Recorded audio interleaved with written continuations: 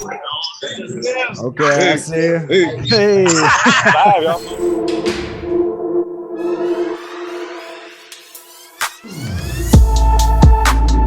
Bitch, your phone ain't even on yet. You know what I mean? Bitch, you can't even call your mom and cry. What's up, everybody? I'm Blessed and Free. Welcome back to another episode of DOC TV. I got a special one for you today. We are live in Alabama prison. Man, what's up? We've been trying to get this interview popping for a minute. Tell the people a little bit about who you are. Obviously, you're in Alabama. Like, what was your life like growing up, man? I'm from Huntsville originally, born and raised. Wasn't kind of grew up in like poverty type life, so hustling in the streets and getting by. That's all been my lifestyle, I ain't necessarily consider myself a bad person. I just had, I sold drugs, I was a drug dealer for years, What were you pushing, man, when you were on the streets? Anything made money made sense to me, I feel that. Anything but crack and fucking heroin, about the only thing, I didn't fuck with.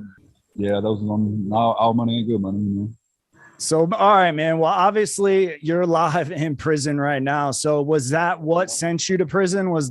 You got drug charges? My first 3 times, this is my 4th time in prison. Like, this time right here, I actually got out, got my money up, opened up a tattoo shop. I do tattoos, and we're doing good, like far as like actually going on the legal type, like ways and try to go a better path, better my ways of living and stuff. And I had a good friend of mine that I met in prison. He got out, and I was trying to help him out, get on his feet or whatever. And he's from Birmingham. He came up, got into some shit, and I went and picked him up and kind of gave him a ride away from the scene. And they got my tag on camera, because that was my car. And yeah, that's kind of how I got jammed up this time right here. There's not a accessory at all in Alabama, so they hit me with a robbery too. But he robbed somebody, and I had to go pick him up from the hotel. When I got there, I wasn't really hip to everything that was going on, but it really didn't matter. But I went and picked him up, and hotel tag, got my tag in my car, and yeah. Damn, well, that just tells you right there, man. Shows people how fucking easy it is to get wrapped up in some bullshit, and next thing you know, you're sitting in fucking prison. That it is. It's real easy. They say guilty by association, I guess, Well, man, listen, I interviewed ex-Alabama prison guard, and bro, from what I hear, Florida is like, treacherous, but I hear Alabama is like, top at the head of the shit for being crazy. Why don't you tell the people a little bit about like what you've seen go on in there? Ain't really much I ain't seen, like Alabama prison system is just like, they pretty much just let anything go for the right price, the right thing happen for you, like, ain't too much that can't happen, Yeah. Police guards got cash out just as well as we do. Florida's got the Tucci that's like the K2 and all that shit, and people are twacked out. Is that what's popping over there in Alabama? Well, I don't know. Yeah, they got the they got that flocker shit.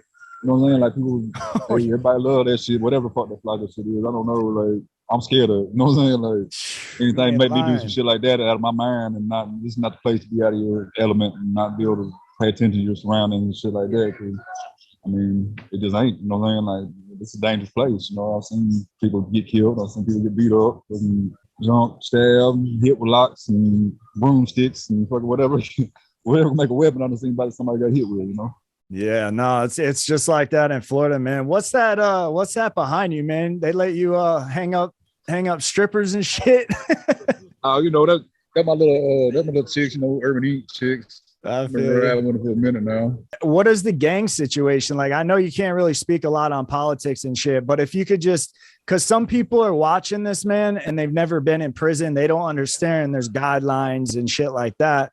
So, like, how does that work for you?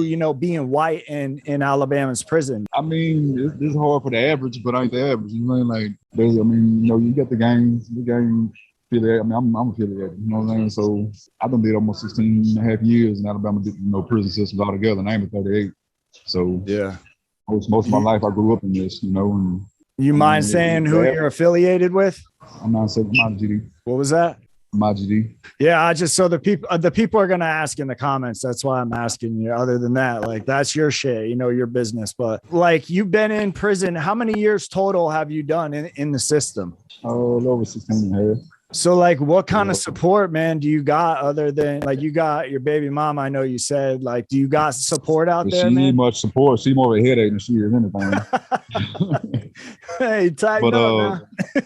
hey man, I'm being real. But That phone's a stress box, man. I know this right here is a lifesaver. It keeps me from being stressed. You know what I mean? Be able to No, contact no, me, I keep me in know. I'm touch, saying like the wall phone though, like when you back in the day before you could get on the jack and you used to be oh that. yeah. Fuck Yeah. that. Especially go to argue one, and then they don't want to answer the phone that you done cussed out and hung up. Yeah, you Get can't back on the text phone. or nothing. Hell no, ain't no straightening that up. This shit is a headache for real. But this right here is a lot better. You know what I mean? Like I don't know, I've kept one about everywhere I went. You know, they're kind of expensive in here though. You know, I hate losing them. Had to buy another one here, and they go anywhere from $500 to $1,000, depending on what kind of phone it is you get and who it is that's got them. And it's a headache. Then chargers, they're extra. You know, man, they charge you for 150 to 200 from one of them. So it's kind of a hassle. What are the conditions like in there, man, as far as like living conditions? Man, living conditions here some bullshit. Like, man, look, I don't know if you see that on the ceiling tonight, but like, It looks like mold. like asbestos and shit. It's like mold, asbestos got to be, you know what I'm saying? Like, that can't be good or healthy for, you know, our lungs and shit. That's right over us, you know what I'm saying? That shit just, I mean, it's fucked up. It's freezing cold. You know, they ain't got a good central heat in the air. They got heat, but they ain't got no air, of course. Summertime is miserable. You don't see I already know. And you're fucked through the mud. Like, it's hot. I mean, you got a tin roof and fucking brick building. You know what I'm saying? That motherfucker gets hot. They don't get cool. By the time it get cool off, the sun's coming back up. You know. That's how it is in Florida, man. I mean, I could take you for a walk through this motherfucker. I could throw you I could show the bathroom, probably make you, you know what I'm saying, feel sorry for a motherfucker. Like, I mean, shit, dog. If you can slide, if you can slide and do it, man, without like bringing no pressure. Because bro, people are gonna watch this in like prison reform groups and everything, and people need to see what the fuck's going on in there, bro. Yeah, I mean, it's a lot of bullshit. I mean, they definitely be handling this fucked up. And then we got this corona shit going on for so long, like people been dying, like we actually had people die of corona, and they put it. Okay, hey, I see you. Hey.